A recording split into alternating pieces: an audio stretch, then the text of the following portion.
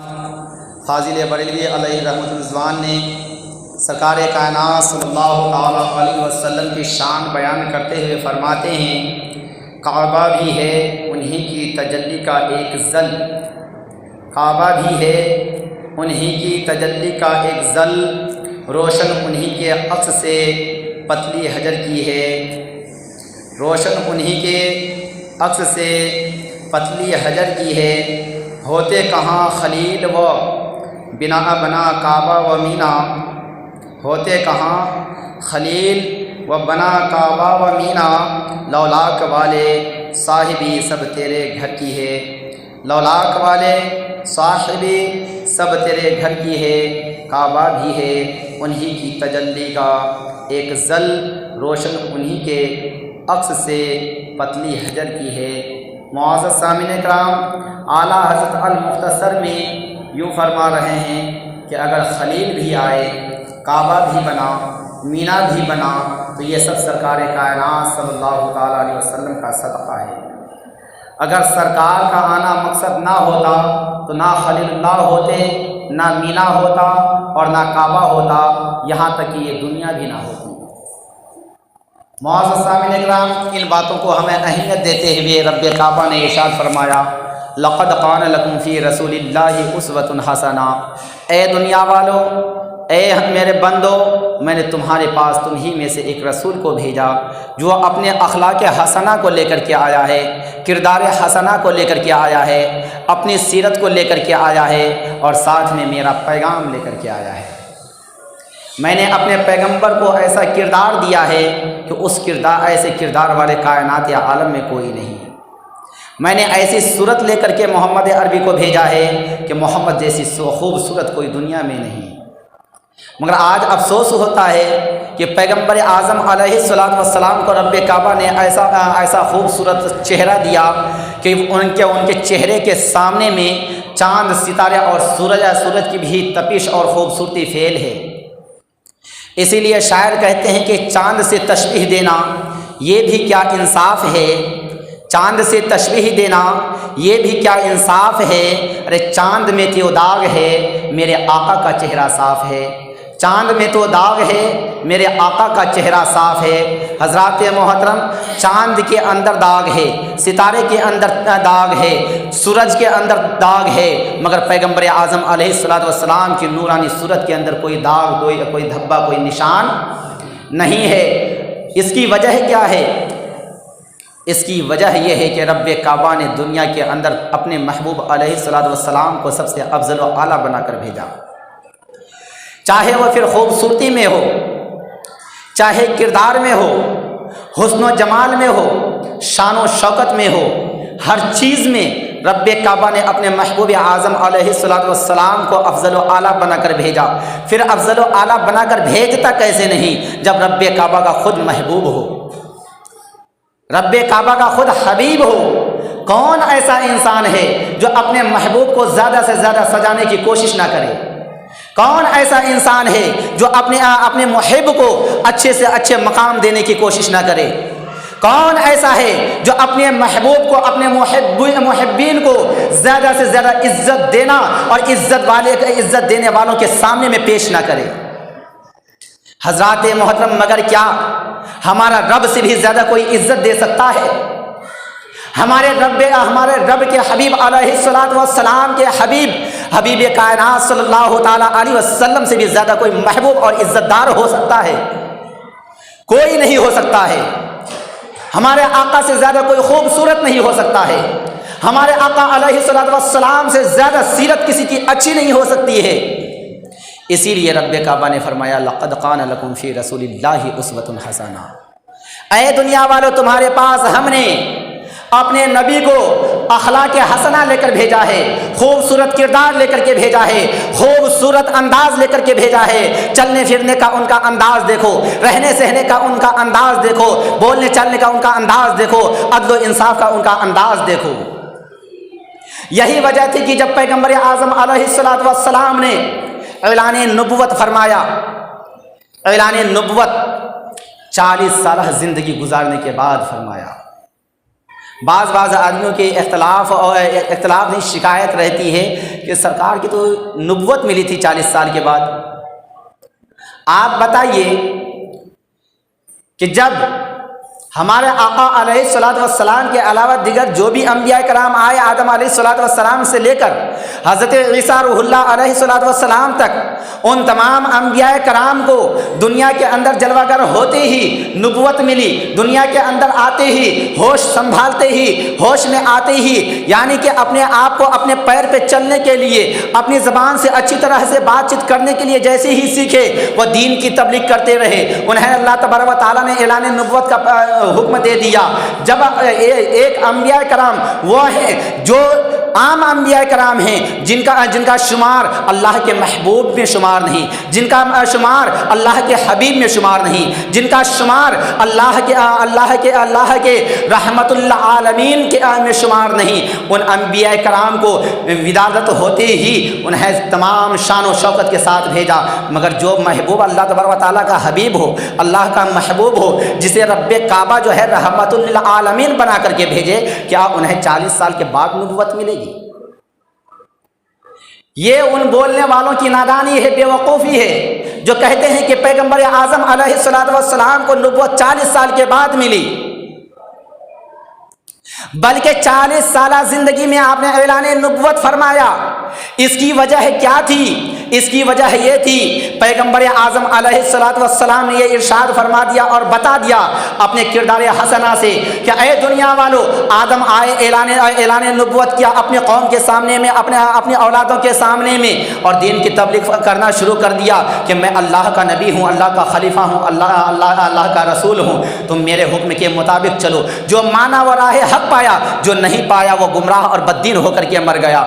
نوح علیہ الصلوۃ والسلام آئے، شیس علیہ السلام آئے، عیسیٰ علیہ السلام آئے، موسیٰ علیہ السلام آئے، ابراہیم خلیل اللہ آئے، یعقوب علیہ السلام آئے، یونس علیہ السلام آئے، کم و بیش 1,24,000 انبیاء کرام آئے. وہ اپنے دین کی تبلیغ کرتے رہے اور کرنے کے بعد دنیا کو پیغام دیتے رہے، اور دینے کے بعد جو ہے جو مانا تو ویلکم، نہیں تو ان کو دنیا سے ہی بھیڑ کم کروا دیا، ان کے لیے بد دعا کر دی، ان کے لیے لعنتیں بھیج دی، اور وہ دنیا سے تباہ و برباد ہو کر کے چلا گیا. ان کا نست و نابود بھی، نام اور پہچان بھی نہ رہا، نست و نابود ہو گیا. مگر پیغمبر اعظم علیہ الصلوۃ والسلام نے فرمایا، اے دنیا والو، میں اور نبیوں کی طرح نہیں، میں اور پیغمبروں کی طرح نہیں، میں اور رسولوں کی طرح نہیں، میں اور اللہ کے خلیفاؤں کی طرح نہیں، بلکہ رب کعبہ نے مجھے سب سے افضل و اعلیٰ بنا کر بھیجا ہے، سب سے جدا بنا کر کے بھیجا ہے، سب سے علیحدہ بنا کر بھیجا ہے. اسی لیے رب کعبہ نے ہمیں حکم دیا کہ اے محبوب، 40 سالہ زندگی آپ اپنا کردار دکھاتے رہیے، آپ اپنا کیریکٹر دکھاتے رہیے، آپ اپنا حسن و جمال دکھاتے رہیے. 40 سال تک آپ اپنا کردار دکھائیے. پھر جب 40 سالہ زندگی میں آپ اعلان نبوت کریں گے تو ڈائریکٹ اعلان نبوت نہیں کرنا ہے، بلکہ پہلے ان سے اپنے کردار کا، حسن و جمال کا، عادت و اعتبار کا ان سے ضمانت لے لینی ہے کہ اے مکہ والو بتاؤ میرا حسن و کردار کیسا ہے، میرا چلنے پھرنے کا انداز کیسا ہے، میرا رہنے سہنے کا انداز کیسا ہے، میرے بول وچار میں انداز کیسا ہے. میں جو جس طرح سے رہا، کیا میری طرح اور کوئی رہ پایا تھا؟ جس طرح سے میں فیصلہ کرتا ہوں، عدل کرتا ہوں، کیا میری طرح کوئی عدل کرتا تھا؟ حضرات محترم، جب رب کعبہ کا حکم ہوا تو اسی طرح سے پیغمبر اعظم فرحان کی چوٹی پہ چڑھتے ہیں. چڑھنے کے بعد سبوں کو صرف پہلے دعوت دیتے ہیں، پورے مکہ والوں کو دعوت دیتے ہیں.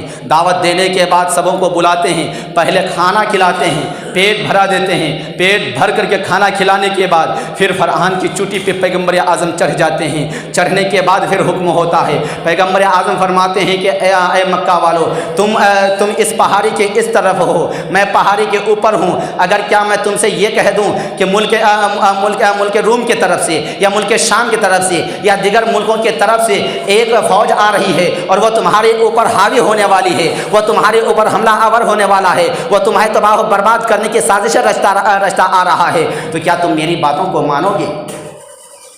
تم میری باتوں کو مانو گے؟ میری باتوں پہ اعتبار کرو گے؟ تمام مکہ والے کہتے ہیں کہ اے محمد، بھلا یہ بات کیسے نہیں مانی جا سکتی ہے؟ آپ بھی کبھی جھوٹ بولتے ہو یا بولے ہو کہ آج آپ کی باتوں کو جھٹلایا جائے، آپ کی باتوں کو نکارا جائے، آپ کی باتوں پہ بھروسہ نہ کیا جائے، آپ کی باتوں کا انکار کیا جائے؟ پھر کہا کیا میں سچ کہتا ہوں؟ کیا میں نے اپنی زندگی میں کبھی جھوٹ بولا؟ مکہ والوں نے کہا نہیں۔ کبھی دغے بازی کی؟ بولا نہیں۔ کبھی غداری کی؟ بولا نہیں۔ میں نے کبھی کسی کے ساتھ فریب بازی کی؟ بولا نہیں۔ میں نے کسی کی امانت میں خیانت کی؟ نہیں۔ میں نے کبھی کسی کے وعدے کے خلاف وعدہ کیا اور وعدے کے خلاف کیا اور خلاف چلا؟ بولا نہیں۔ بولا میں نے کبھی بھی کسی کی باتوں پہ اعتبار کر کے اور کسی کی باتوں پہ بھروسہ دلا کر کے ان کی باتوں کو بے بھروسہ کیا ہے کیا؟ سبوں نے کہا نہیں۔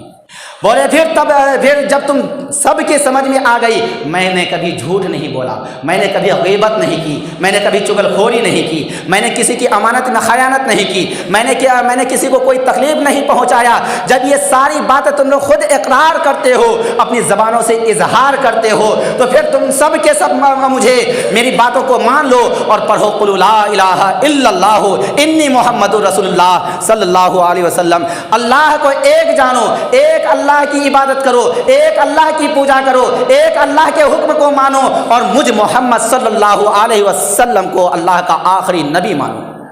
تم لوگ کامیاب ہو جاؤ گے، فلاح یاب ہو جاؤ گے، گناہوں سے بچ جاؤ گے، پاپوں سے بچ جاؤ گے، جہنم کے ایندھن سے بچ جاؤ گے اور تم سب کے سب جنتی ہو جاؤ گے۔ حضرات محترم، جب یہ پیغام فرحان کی چٹی پہ چل رہی تھی، اس دوران سیدنا ابو بکر صدیق رضی اللہ تعالیٰ عنہ ملک شام اپنے کاروبار کی حیثیت سے گئے ہوئے تھے۔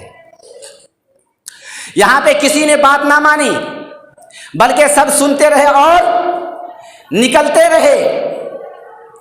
مگر اس میں سے ایک بدقسمت ایسے بھی تھے جسے ابو جہل کہا جاتا ہے، ہمارے آقا علیہ الصلوۃ والسلام کے چچا ہیں۔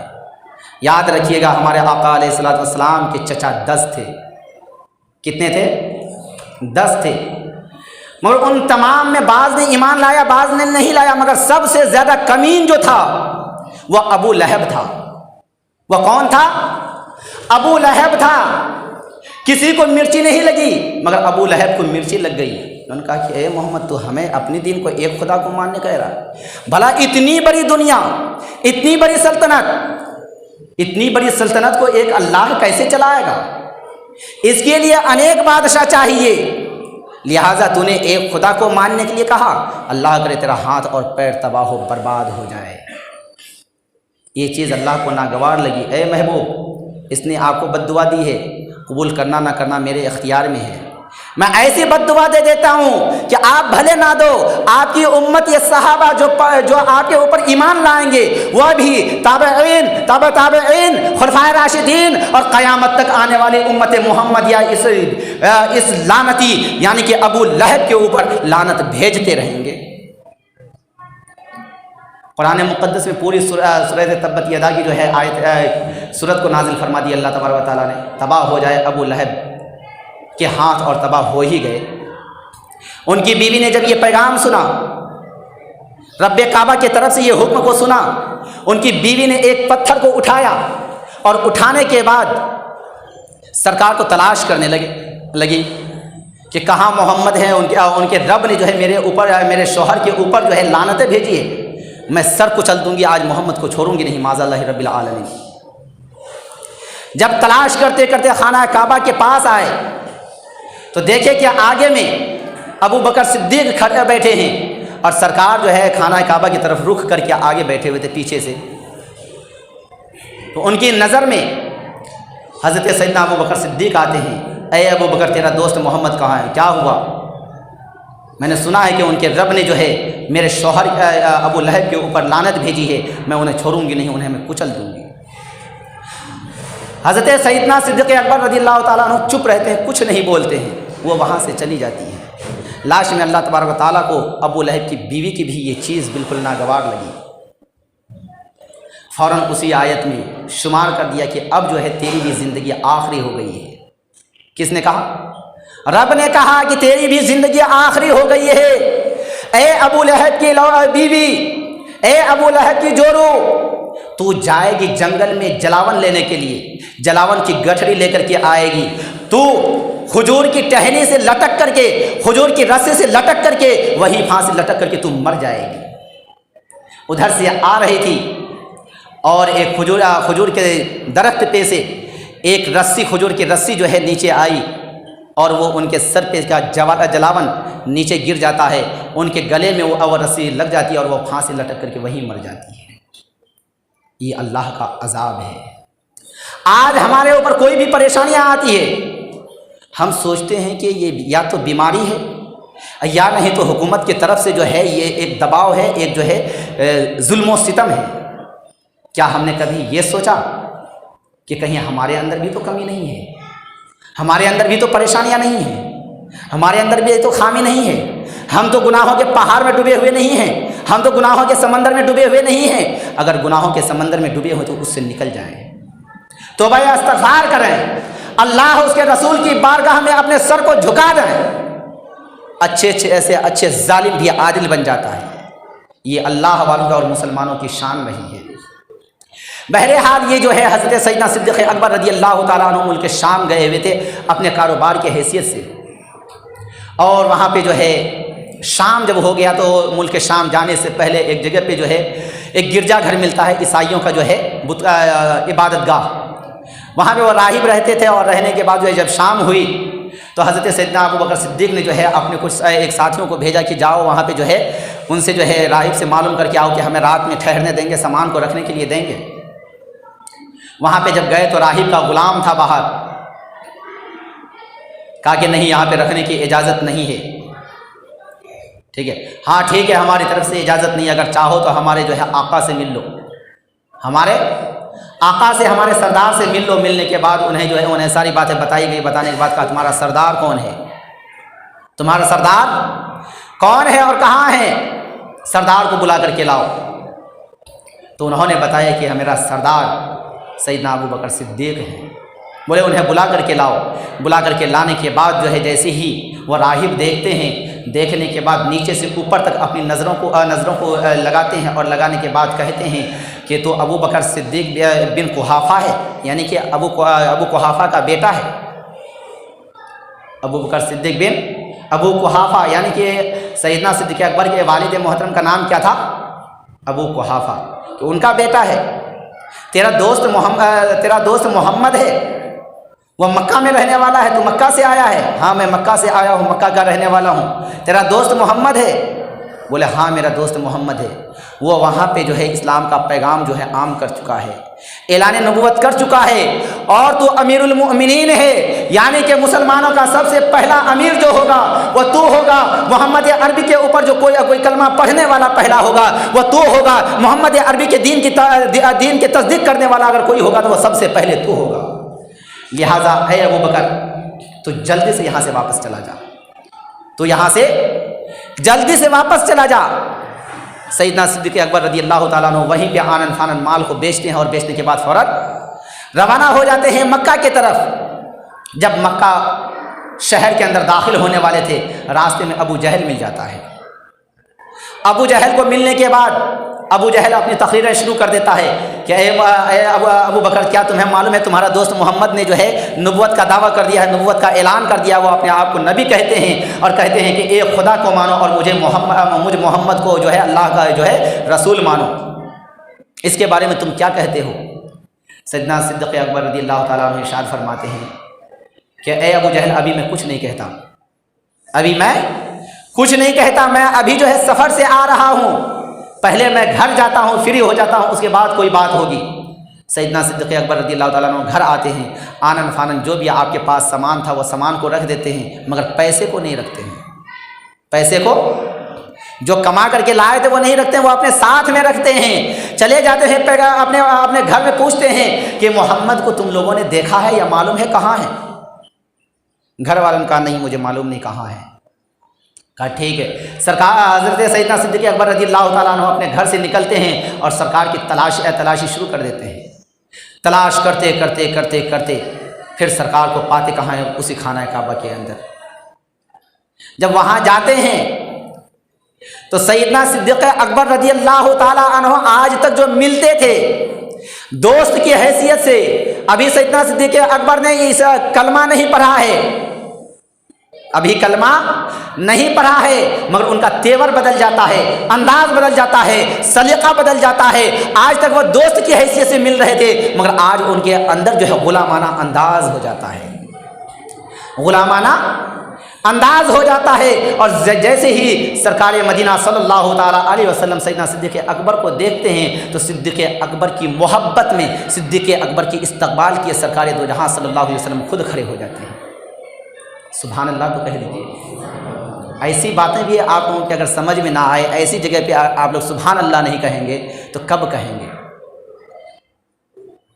اگر سرکار دو عالم صلی اللہ تعالیٰ علیہ وسلم کسی کے لیے اگر کھڑے ہو جائیں تو صرف ایک محمد عربی کھڑے نہیں ہوئے بلکہ رب کعبہ کی ساری خدائی کھڑی ہو گئی، رب کعبہ کی ساری خدائی کھڑی ہو گئی۔ اور اس کے بعد وہاں پہ سیدنا صدیق اکبر رضی اللہ تعالیٰ عنہ سلام پیش کرتے ہیں۔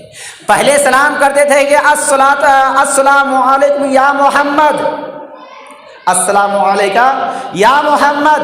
آج کریں السلام علیکم یا رسول اللہ، السلام علیکم یا رسول اللہ۔ اتنا کہنے کے بعد یعنی کہ السلام علیکم یا رسول اللہ کہنے کے بعد تو انہوں نے اپنی زبان سے اقرار تو کر ہی لیا مگر دنیا کو ابو بکر صدیق پیغام دیتے ہیں، اے دنیا والوں کبھی اہل غیر مولویوں کی باتوں میں آ کر کے اپنے ایمان کا جنازہ مت نکال دینا، بغیر تحقیق کے کسی مولویوں کی بات کو مت مان لینا، بغیر معلومات کے کسی بھی عالم کی باتوں پہ عمل کر کے اپنے دل سے ایمان کا جنازہ مت نکال دینا۔